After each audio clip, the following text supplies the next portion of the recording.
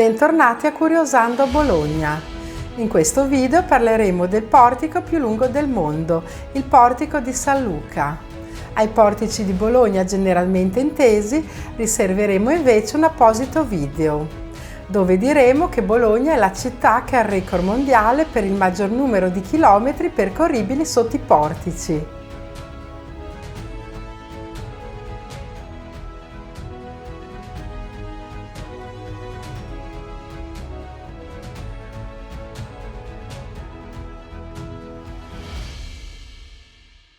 Prima di parlare del portico di San Luca, è però essenziale accennare all'immagine sacra della Beata Vergine di San Luca e al santuario che la custodisce, ubicato sul Monte della Guardia nell'area sud-ovest di Bologna.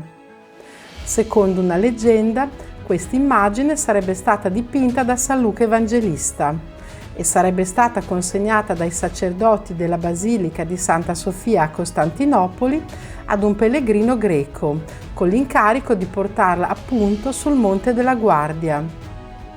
Vi era infatti una scritta sul dipinto che diceva che proprio in quel luogo doveva essere portata l'effigie in questione. L'icona giunse a Bologna tra il XII e il XIII secolo, dove venne in effetti custodita in un eremo sul Monte della Guardia.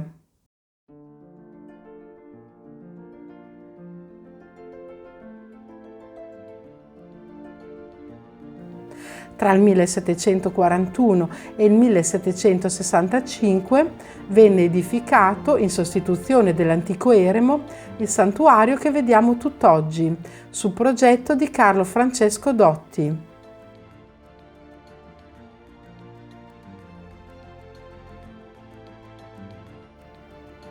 Dallo stesso architetto Dotti venne anche portata a termine la costruzione del portico che ancora oggi collega il centro cittadino con il santuario, costruzione che era iniziata quasi un secolo prima sotto la direzione dell'architetto Giovanni Giacomo Monti.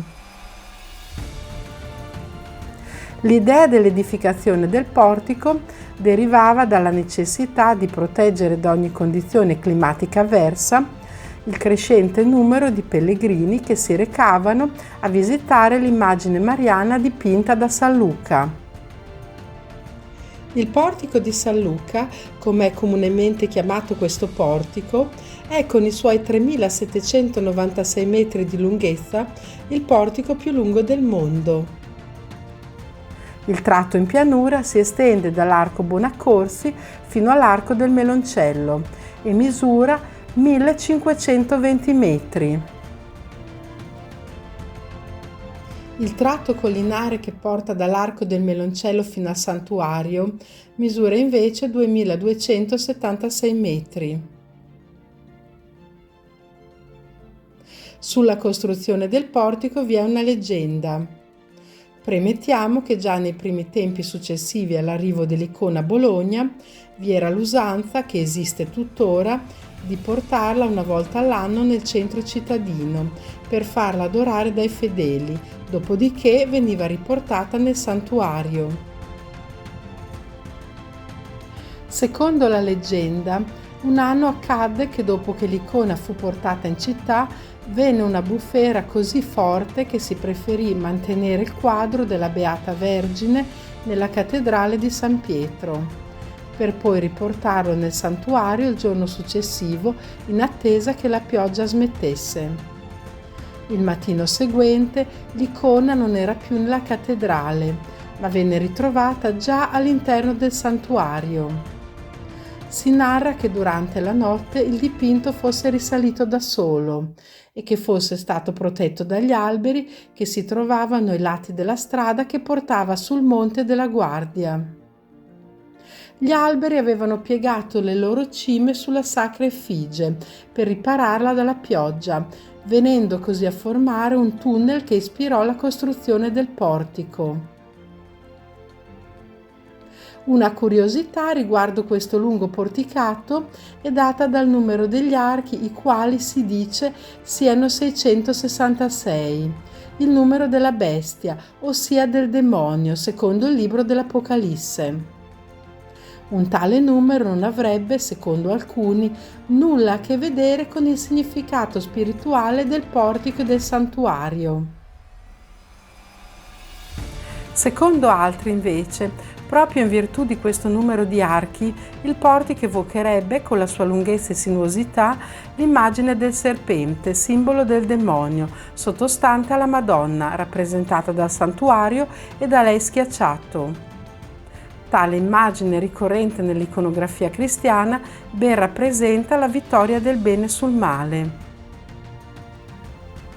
La domanda che ci poniamo è: il numero degli archi è veramente 666?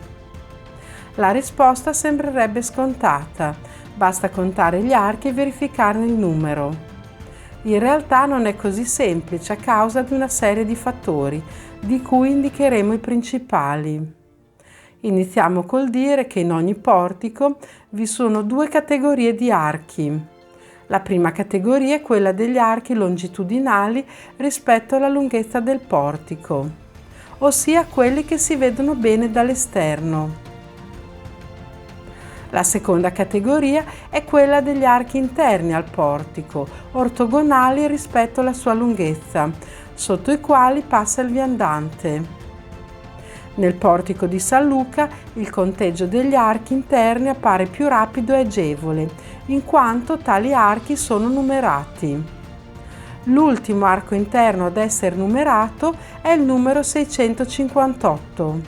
Tuttavia, sommando adesso gli altri archi non numerati della stessa specie antistante al santuario, si arriva al numero 666, a patto di escludere le due arcate che sorreggono la grande volta antistante al portone d'ingresso.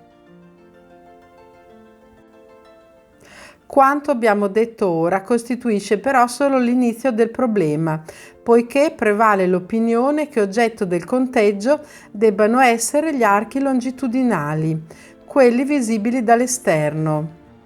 Anche in questo caso la soluzione parebbe a prima vista semplice, dal momento che basterebbe associare ad ogni arco interno numerato l'arco longitudinale precedente o successivo ad esso.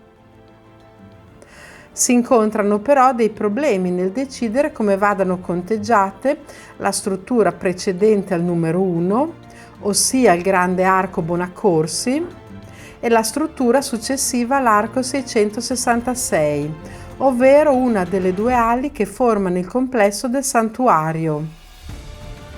Tutte queste strutture, che sono una sorta di gazebo in muratura, andrebbero computate come archi singoli. Se fossero infatti conteggiati tutti i loro archi esterni, si verrebbe necessariamente a perdere la corrispondenza numerica con gli archi interni.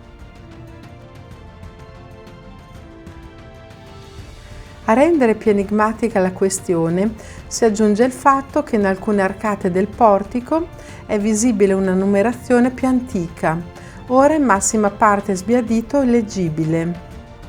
Oltre a ciò notiamo che il numero delle arcate odierne non è in più punti del portico quello delle arcate originarie. Ad esempio, per rendere possibile una svolta che portasse da via Saragozza in via Oudinot, venne creato un grande arco in sostituzione di due archi normali precedenti. Oggi il santuario e il portico di San Luca sono un'importante meta turistica della città. Mentre di giorno il portico è frequentato soprattutto da turisti, in orario serale è possibile vedere molti bolognesi che vi passeggiano o fanno jogging. Inoltre via di San Luca, che si snoda a fianco del portico nella parte collinare, è sede di ricorrenti eventi sportivi, come gare ciclistiche o di intrattenimenti vari.